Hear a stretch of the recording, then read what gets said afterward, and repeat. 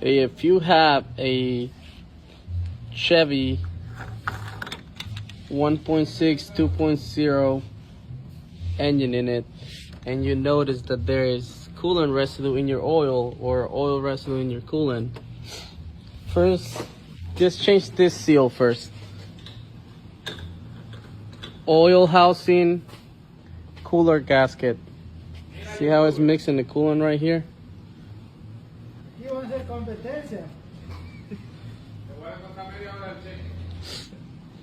That's what you need to replace, so you don't have to do head gasket when it doesn't need it. So just check that first. Check if your car is leaking oil from there. And that can save you thousands of dollars.